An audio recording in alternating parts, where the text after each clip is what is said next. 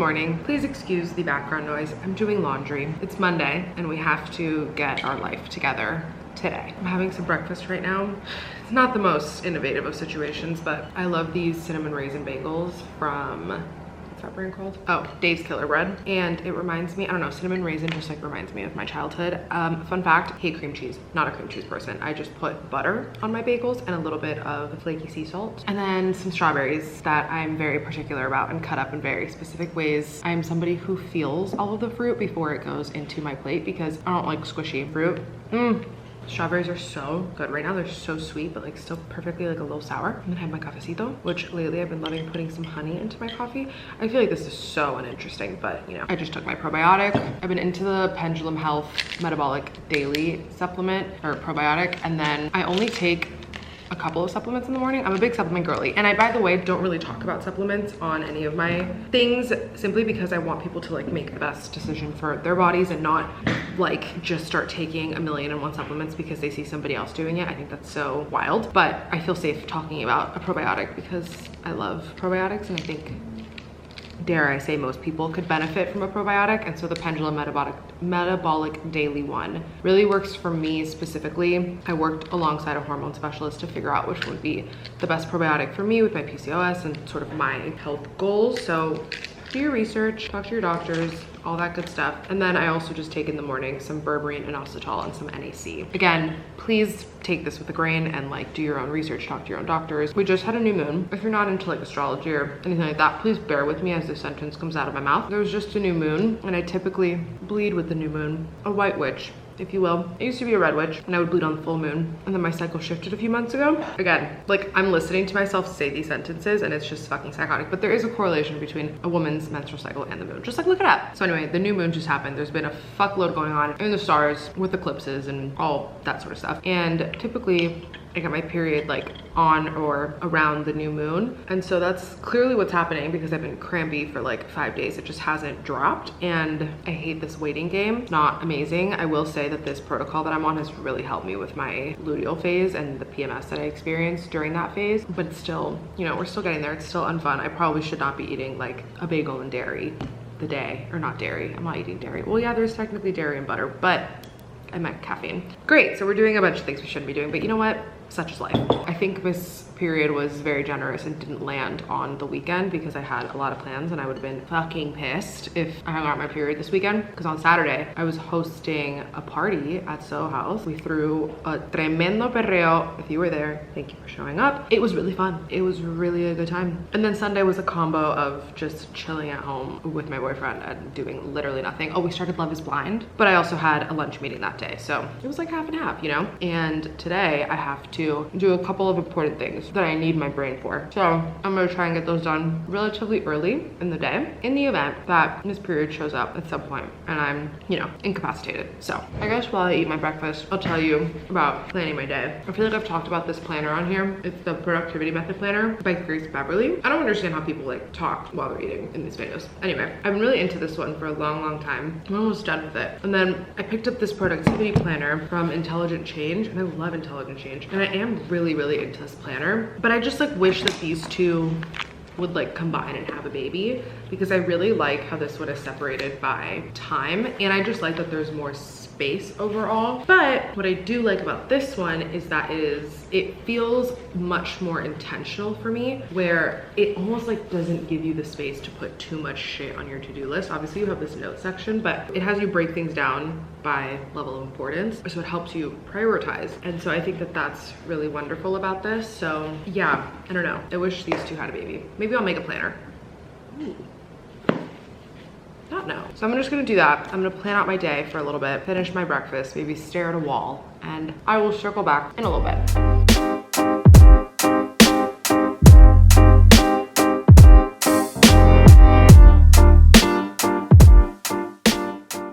just finished filming a brand deal, which took a minute. I will say I really love working with brands who are really not only collaborative, but also very thorough in a good way in terms of we're mapping everything out. We're very much on the same page and aligned on what expectations are, just so that there's not like too many rounds of edits, which by the way, if you're a new creator or just anyone honestly that like makes any sort of content, edits and rounds of edits, you can bake into whatever contract it is that you sign or whatever the deliverables are, just so you're not stuck in this hamster wheel cycle of like having to redo things for them. Obviously you would like to get it done correctly in the first place, but yeah, just saying. So this project, I don't think I'm allowed to speak on yet because it's not out yet and I have to read the details of the contract that I signed, but it's not even going on my page. It's a UGC ad, so it's going on their page. I wish I could show you this brief. It essentially outlines what the deliverables are, the shooting requirements, technical requirements, which by the way, again, like love working with brands that actually tell you what all of these things are in writing in black and white, so there's just like zero confusion, and then they can't be like, oh well we wanted this, and you're like, well that wasn't explicit, you know, and then they like have to ask you to reshoot and you're like, well that wasn't in the brief, whatever. So working on the creator side, making sure that like you're explaining your vision as well as possible and creating, I love creating a deck for them when I'm proposing any sort of concepts or anything, just again, so there's no questions, we can just see what this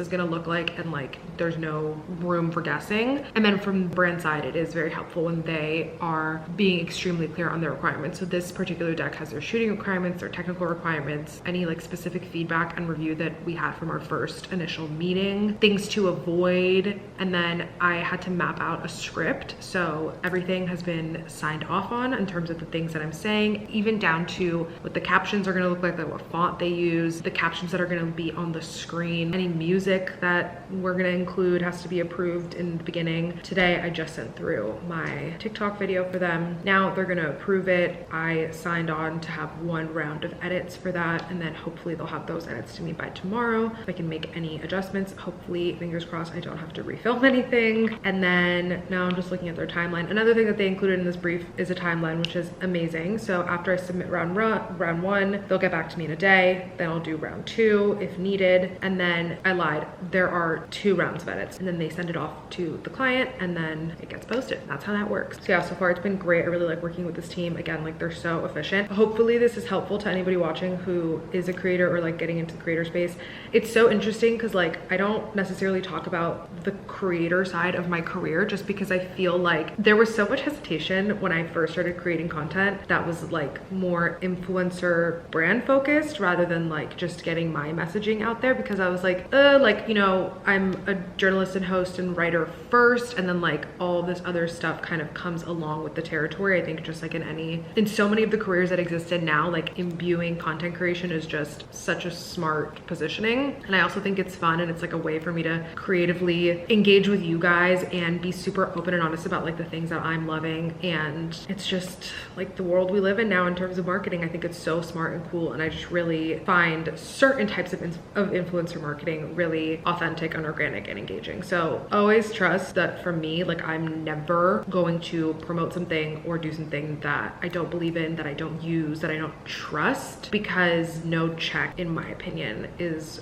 worth not only losing the trust of you guys, of my audience, but also frankly my integrity. Like just not down. But I think that there's like so many awesome creators that are really open about what this process looks like. I think hopefully down the line I'll be able to like actually show you these decks instead of just like reading it from my computer and explaining it to you, because I think it's really helpful. I know that Andrea Casanova has done a TikTok. I looked for it the other day and it was actually gone, so I don't know if she took it down, but a while ago she did post a TikTok that walked through one of her proposal decks for a brand that she was collaborating with, and it literally went like slide by slide showing how she pitched her concepts to this brand. I think it's so smart and brilliant, and so maybe I'll show you guys one day for a deal that is already out, that is a deck that I made that I personally can show you guys if that's something you're interested in. But anyway, just a little BTS on the content creation side of my day. And then now I have to finish my newsletter. I'm so sorry that my newsletter is late. It was supposed to go out last week and just clusterfuck of a week. So that is gonna go out either by end of day or tomorrow morning.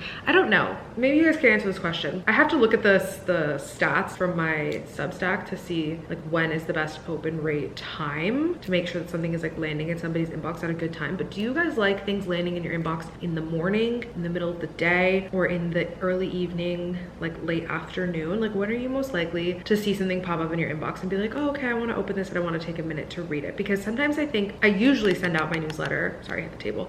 I usually send out my newsletter in the morning, but then I'm like, is this annoying because you're getting all of your newsletters from, you know, between 8 a.m. and 10:30 in the morning? I feel like that's when all of the crap lands in my inbox. So is that annoying, or you like it so that you can come back to it? I think middle of the day might feel invasive. Like I don't think I want like in the middle of my workflow to be like, oh my God, another email. Maybe end of day is nice. How do we feel about a weekend send? I've been testing that out. The last couple of newsletters I sent out on a Saturday or a Sunday. I haven't really noticed that big of a difference in open rate, but yeah, let me know if you have any thoughts at all on it, or you're just like, send it cuando te da la gana, you know?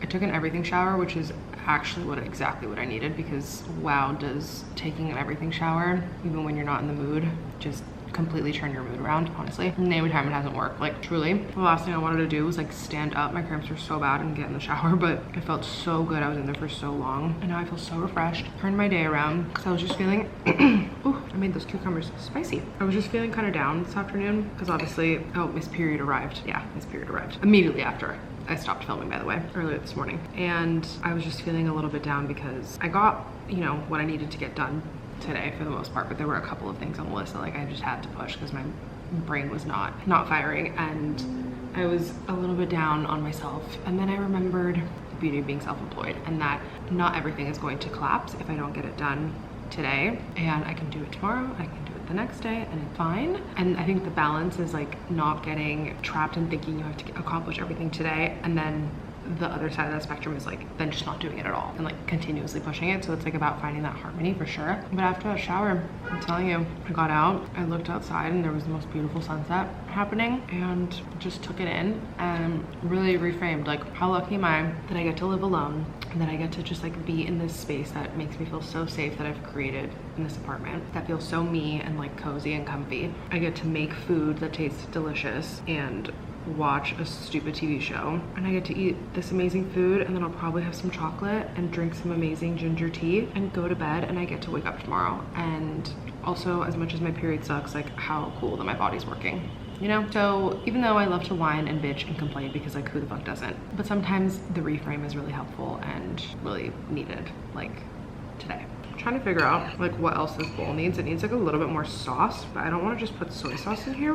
Maybe a little ponzu. I did do a lime squeeze that changed the game. I don't know, we'll see. I feel like I never actively eat in my vlogs. Like I don't film myself eating or like talk to you guys while I'm eating, and today that's just happening. If you don't like mouth sounds and food sounds, I'm thoroughly sorry, but you know, I really appreciate you guys watching today's video. As always, thank you so much for choosing to click on my channel, for subscribing if you subscribe. Leave me a comment down below. You know what? In the comments below, let me know a recent reframe that you had that was really helpful, because I think that we're often all kind of going through similar things, just like in a different font. And so maybe somebody could get something out of the reframe that you had, because I'm sure it's helpful. So thank you again for watching. I love you all. Good night.